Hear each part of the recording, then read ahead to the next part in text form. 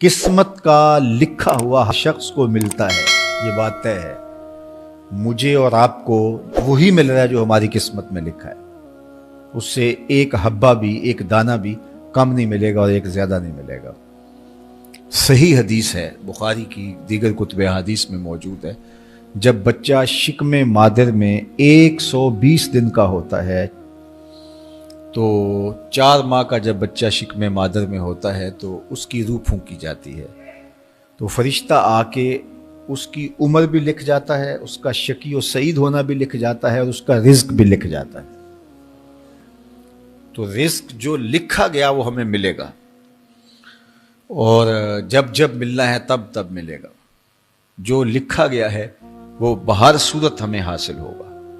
अब वो जो हमारी किस्मत का रिज्क है उसके हुसूल का जरिया क्या है? बजरिया हलाल मिलता है या उसके जराए हुसूल के वो हराम है?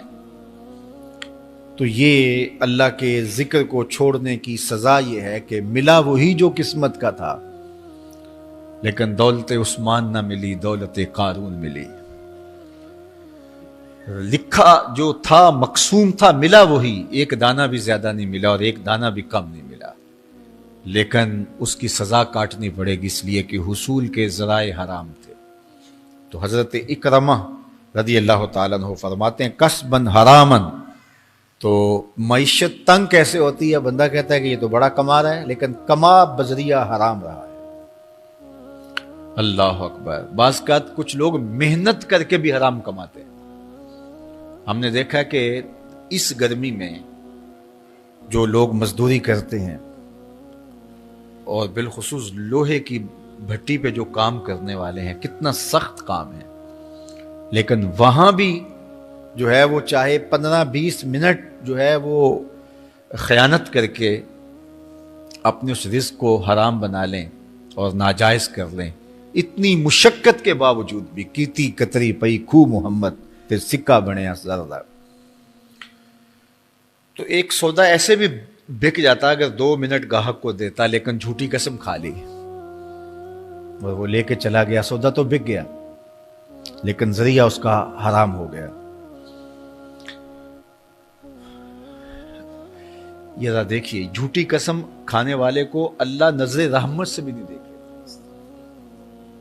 इतनी बड़ी सजा है उसकी। और ना बिकता कोई और आके ले जाता। जो किस्मत में लिखा है वो तो आपका हर सूरत में होगा, लेकिन कुछ लोगों को अल्लाह के जिक्र को छोड़ने का नतीजा ये मिलता है कि फिर वो उनके जराए आमदनी जो होते हैं, मेहनत के बावजूद भी कसब हराम हो जाता है किसी ना किसी वजह से। कई लोग दूध इकट्ठा करते रहते हैं, आखिर में एक कतरा पेशाब का डाल देते हैं। सादा मिसाल आपके सामने रखो, कितनी मेहनत से वो किया था, तो अपनी सारी मेहनत को ज़ाया कर देते और हराम का टांका लगा देते, एक कतरे से वो सारा ज़ाया कर बैठते। तो ये अल्लाह के जिक्र से मुंह मोड़ने का नतीजा है। जब तुम्हारे दिल अल्लाह की याद से खाली हो जाएंगे, तुम्हारी जिंदगियों में कुरान नहीं होगा, तुम्हारी जिंदगियों के अंदर इस्लाम के उजाले नहीं होंगे, तो फिर नतीजा क्या होगा कि मईशत दनक क्या है? कसबन हरामन। दूसरा माना कि तंग जिंदगी, तल्ख जिंदगी, जो हजरत अब्दुल्ला इब्न अब्बास से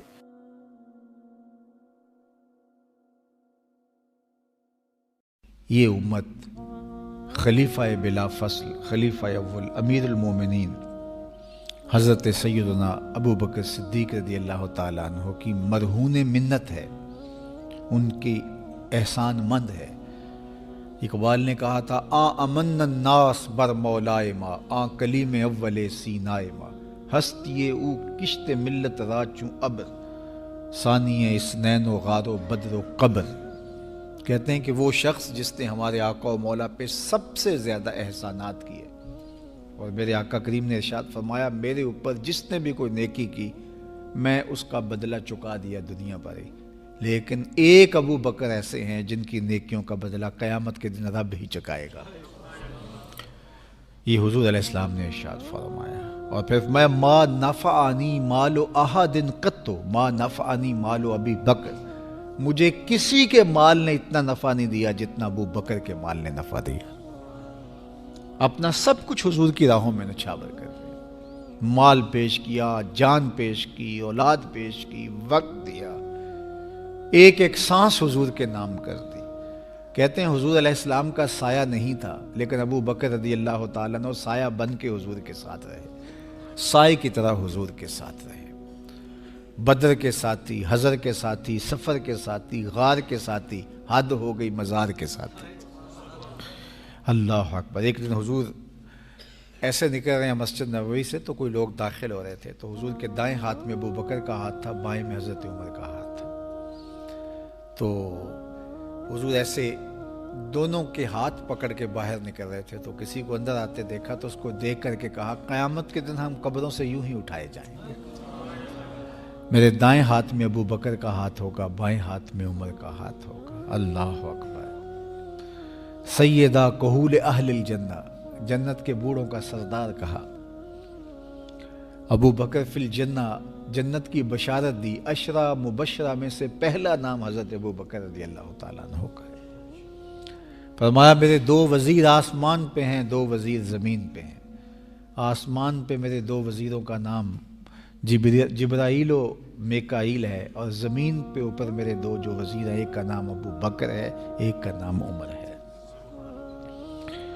तो क्या शान है हज़रत अबू बकर सिद्दीक़ रज़ी अल्लाह तआला। हर नबी का सहाबी अज़मतों के मेराज पे है, लेकिन जो शान हुजूर के इस जानिसार को दी गई है, अल्लाह अकबर। कुरान ने भी कहा ना, वसानी इस्नैन इज़ हुमा फिल गार। अल्लाह अकबर। दो में से दूसरा, अल्लाह अकबर, जब वो गार में थे, दो में से दूसरा। इस लफ्ज़ की खूबसूरती मुलाहजा कीजिए, दो में से दूसरा। हज़रत उमर कहा करते थे, हज़रत सिद्दीक़ अकबर का जिक्र करते साथ रो पड़ते और कहते कि अबू बकर मेरी सारी ज़िंदगी की नेकियां ले लें, वो गार वाली एक नेकी मुझे दे दें। सारी नेकियां ज़िंदगी की अबू बकर ले लें, एक नेकी गार वाली मुझे दे दें। तो उनकी सारी नेकियां एक तरफ और अबू बकर की एक नेकी एक तरफ। और हज़रत उमर कहा करते थे, काश मैं अबू बकर के सीने का बाल ही होता। कोई कम शान है? ये हज़रत उमर कह रहे हैं। ये उमर जिसके बारे में मेरे हुजूर अलैहिस्सलाम ने फरमाया कि मेरे बाद अगर नबूवत का दरवाज़ा बंद ना हुआ होता, मेरे बाद अगर किसी ने नबी होना होता तो वो उमर होता। इतनी शानों के मालिक। इन्न शैतान यफ़िर्रु मिन ज़िल्ल उमर, शैतान उमर के साए को देख के भाग जाता है। वो उमर कह रहे हैं, काश मैं अबू बकर के सीने पर लगा हुआ बाल ही होता। ये शान है, ये अज़मत है। सारे हुजूर के सहाबी अज़मतों के मेराज पर, लेकिन इनकी शान ही वक्री है। किसी पंजाब शायर ने कहा कि सारे यार नबी दे सोने, नहीं कोई इना यारां वर्गा, ना कोई होया ना कोई होसी, इना जान निसारां वर्गा, ना इस धरती पैदा कीता, इना यारां वर्गा, आज़म शान सिद्दीक की दसा इको यार हज़ारां वर्गा। वो अज़मतों की किस मेराज पे, आ अमन नास बर मौलाए माँ, आ कलीम अव्वले सीनाए माँ, हस्तिये